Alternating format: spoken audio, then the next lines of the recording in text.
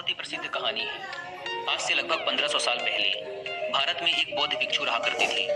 उनका नाम था बोधिधर्मा। पूरे बौद्ध धर्म के इतिहास में गौतम बुद्ध के बाद अगर कोई सबसे ज्यादा प्रभावशाली और प्रसिद्ध बौद्ध भिक्षुक हुए हैं तो वो बोधिधर्मा ही थे। गौतम बुद्ध के बाद बोधिधर्मा ने ही बौद्ध धर्म को सबसे ज्यादा फैलाया था। वो बोधिधर्मा ही थे जो बौद्ध धर्म को भारत से चीन ले गए थे, जो बाद में जिन बुद्धिज्म के नाम से प्रसिद्ध हुआ और फिर ये चाइना से होता हुआ जापान, कोरिया और दक्षिण पूर्व एशिया के कई देशों में फैल गया। उस समय चीन में जो सम्राट था उसका नाम था वू। सम्राट वू ने गौतम बुद्ध और उनके शांति के विचारों के बारे में बहुत सुन रखा था और वो उनसे बहुत प्रभावित भी था। कहा जाता है कि सम्राट वू सालों इंतजार करता रहा कि महान हिमालय की दुर्गम घाटियों को पार कर भारत की ओर से कोई बौद्ध भिक्षु चाइना में आ जाए और उसे बुद्धिज्म व उसके विचारों के बारे में बताए। जब बोधिधर्मा चाइना पहुंचे तो बूढ़ा सम्राट वू उनसे मिलने आया। उस समय सम्राट वू मानसिक अशांति की समस्या से गुजर रहा था। उसने बोधिधर्मा से कहा, मैंने बहुत कोशिश की, हर तरह से प्रयास करके देख लिया, लेकिन मेरे मन में शांति नहीं है। ये हर समय भटकता रहता है। क्या आप मेरे मन को शांत कर सकते हैं? बोधिधर्मा ने कहा, कहाँ है तुम्हारा शांत मन? दो मुझे, मैं उसे अभी शांत करके देता हूँ। सम्राट वू को कुछ समझ नहीं आया और वो चुपचाप खड़ा रहा। बोधिधर्मा ने कहा, ठीक है, मैं तुम्हारा मन शांत कर दूंगा, लेकिन इसके लिए तुम्हें कल सुबह 4 बजे अकेले मेरे पास आना होगा। और हाँ, याद रहे, अपना अशांत मन अपने साथ ही लेकर आना, उसे भूलना मत। सम्राट वू को ये जवाब कुछ अजीब सा लगा। वो उस पूरी रात सो न सका। सोचता रहा कि कैसा पागल भिक्षु है, कहता है मन साथ लेके आना। भला मन भी कोई बाहरी सामान है जिसे मैं छोड़कर आ जाऊंगा?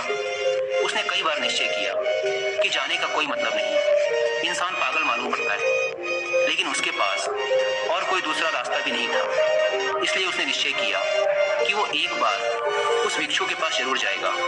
अगली सुबह 4 बजे सम्राट वू बोधिधर्मा के पास पहुंच जाता है। बोधिधर्मा आंखें बंद करके ध्यान में बैठे हुए थे। सम्राट के आने की आहट पाकर बोधिधर्मा अपनी आंखें खोलते हैं और सम्राट वू से कहते हैं, तो तुम आ गए? लाओ अब जल्दी से अपना शांत मन मुझे दे दो, मैं उसे शांत करके तुम्हें वापस देता हूँ। सम्राट वू ने कहा, ये आप कैसी बातें कर रहे हैं? क्या मन भी कोई वस्तु है जिसे मैं आपको दे दूं?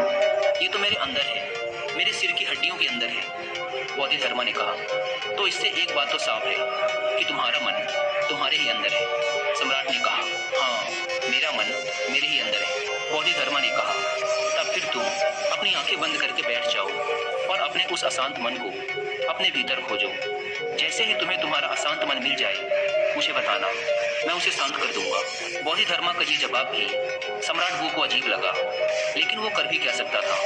उसने अपनी आंखें बंद की और अपने मन में उठने वाले विचारों को देखने लगा। वह अपने अशांत मन को खोजने का प्रयास करता रहा।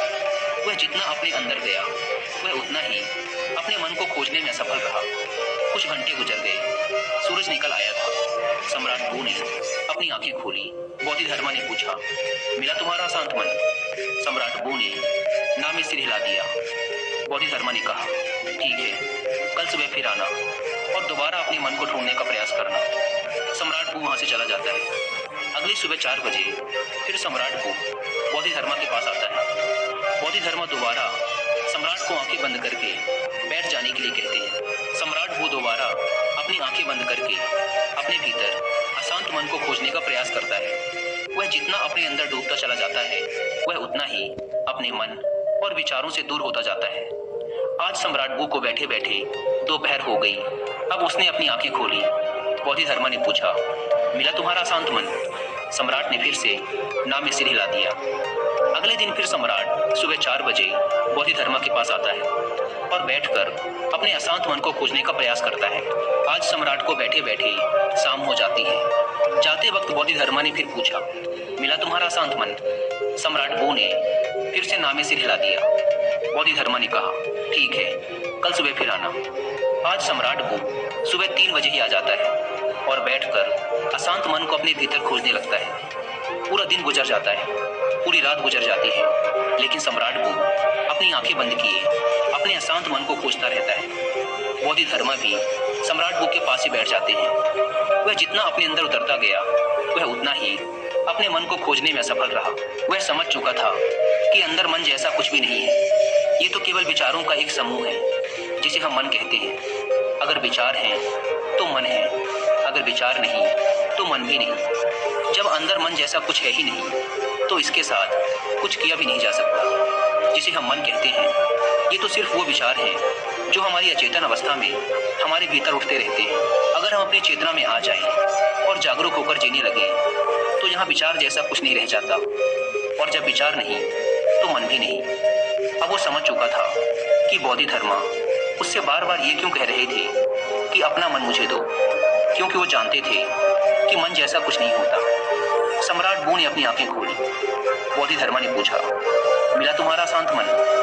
सम्राट ने कहा, अशांत मन तो नहीं मिला, लेकिन वो शांति जरूर मिल गई जिसकी मुझे तलाश थी। मैंने जब तक मन की तलाश नहीं की थी तब तक मैं बहुत परेशान रहता था, लेकिन जब मैंने तलाश की तब पाया कि मन जैसा कुछ नहीं होता। बोधिधर्मा ने कहा, जब भी तुम्हें अशांति महसूस हो तब आंखें बंद करके बैठ जाओ और अपने अंदर देखो कि ये अशांति कहाँ है, और तुम्हें तुम्हारे अंदर कोई अशांति नहीं मिलेगी। लेकिन हाँ, जब तुम खोजोगे तो तुम्हें तुम्हारे भीतर एक ऐसा इंसान जरूर मिलेगा जो बहुत ही शांत चित्त और स्थिर है। जैसे कि सम्राट बू ने महसूस कर लिया था कि मन कुछ और नहीं बल्कि हमारे विचार ही मन है। हम अपने विचारों पर नियंत्रण करके अपने मन को नियंत्रित रख सकते हैं।